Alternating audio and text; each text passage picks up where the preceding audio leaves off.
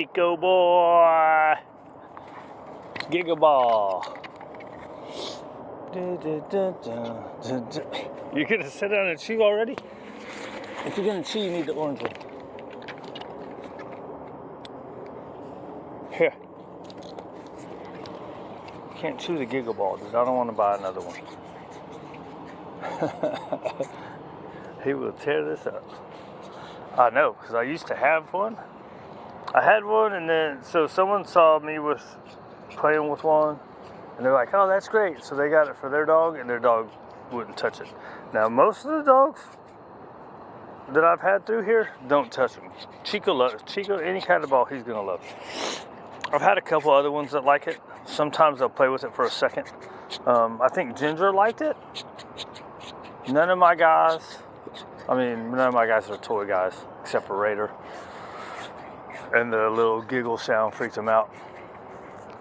We're gonna get Tank on it today. But let's see, what was I gonna talk about? So when I started doing this, it's a smart thing to network, right? I just don't do that because I don't like talking to people. Like, I like talking to a few select people. And when I first started doing this, I was like, oh, I can do this because I can work with the dogs. I don't have to work with people, right?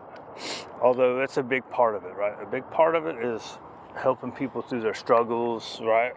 Like, you would think it's super easy, just get a dog and everything's gonna be cool. For some dogs, it is that way.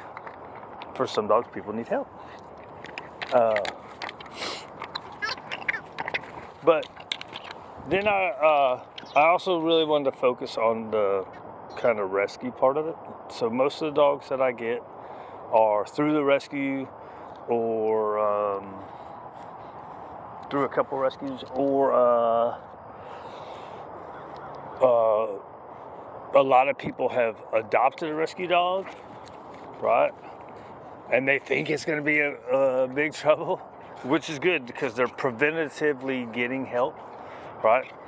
So the bad part of thinking you're going to have problems just because it's a shelter dog is you're going in with a negative attitude about it, right?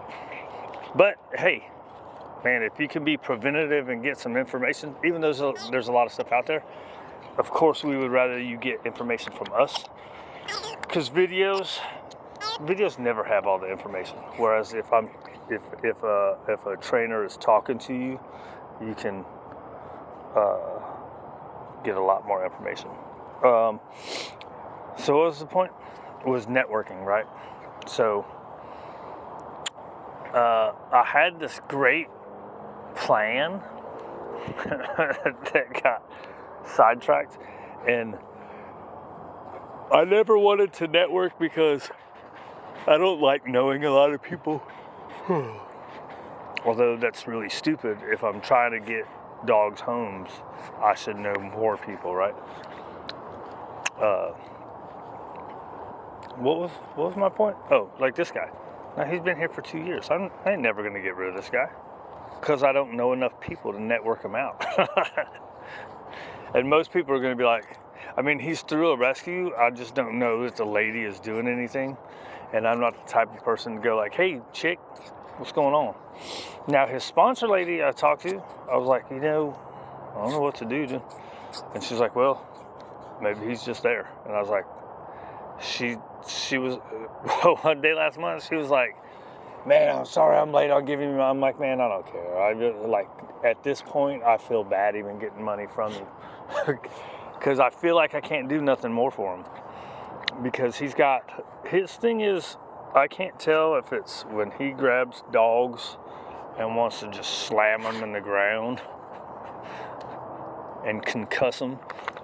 I can't tell if it's strictly out of over arousal, because it's happened in different situations. So it's very, to me, like somebody else, maybe they can figure it out.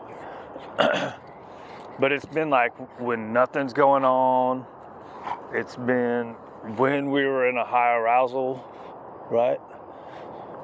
It's been when we were in the middle of play. Like, you would think in the middle of play, you wouldn't run off to go grab some dog and shove its head in the ground. Now, he's never, like with me, he's never broke skin or actually hurt anybody, but I always got on it really fast. So when he was at the boarding place before he came to me, I believe there was some pretty good damage. As in punctures and torn skin. Like the dog didn't have to be hospitalized, but at least I don't think. Had to get stitches and whatnot. Anyways, networking. So, I don't know, man.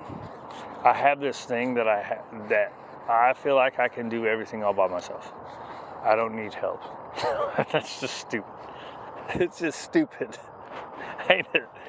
Ain't it stupid, big guy? Ain't that stupid? Well, ain't I stupid? Shake it, shake it, shake it like a salt shaker.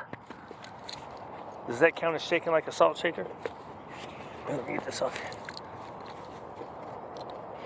You'd rather have the orange ball, huh? Than the giggle ball?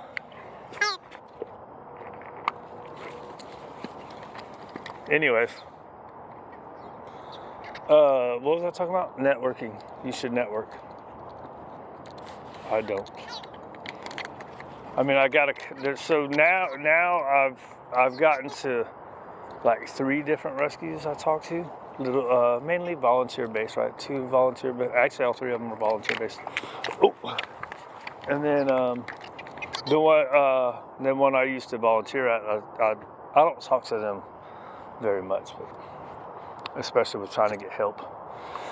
Because the main one I do work with, they've been really fast at helping me when I take all these damn stray dogs in. That for some reason has become a thing in North Dallas. In the 11 years I've been here, in this one area, I think I've seen like 2 dogs that weren't being chased by their owners. As in, there's been a few loose dogs, but the owners are looking for them, right? And they're tracking them down. And there's been, but this year, what did I find? 3? I think 3. I think I found 3, and then one was just given up. So 1, 2, 3 or 4. The boxer, Pepper, Alani. Was there another one? Oh, then there was that little puppy that was dumped on New Year's Eve. Or my neighbor found him on New Year's Eve. So yeah, 4. So that's 4 this year.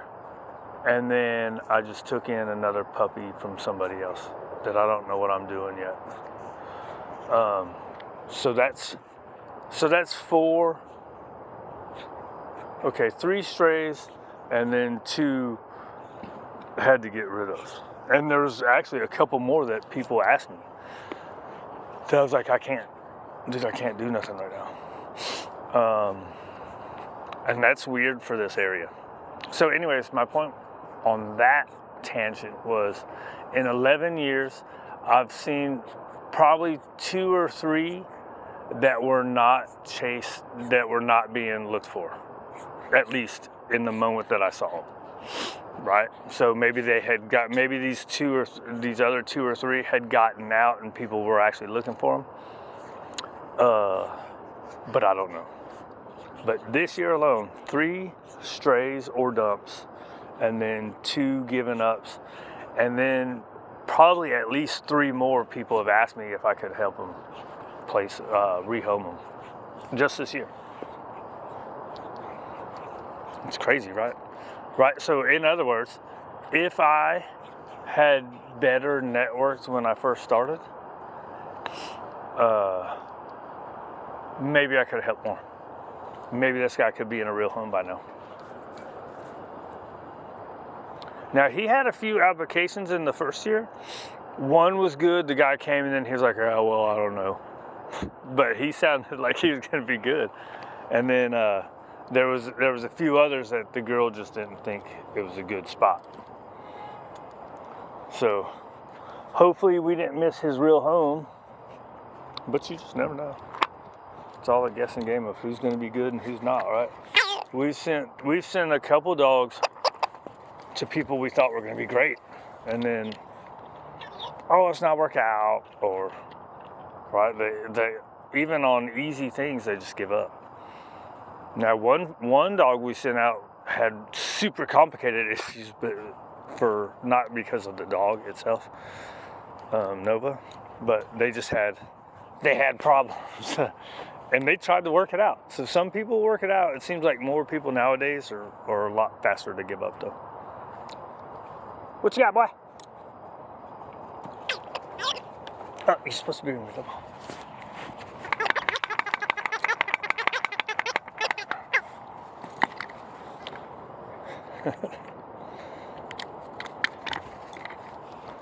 I don't know, whatever. I don't know, dude. You can make it through life by yourself. Let's see if he sees those 3 guys over there.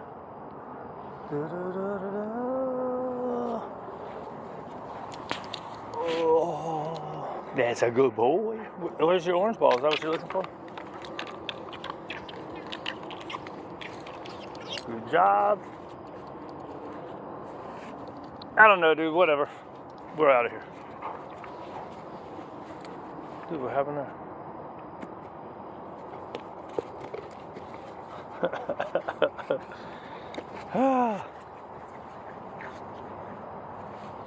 Maybe if I would have lived life right when I was younger, I could have been able to get one of these townhouses.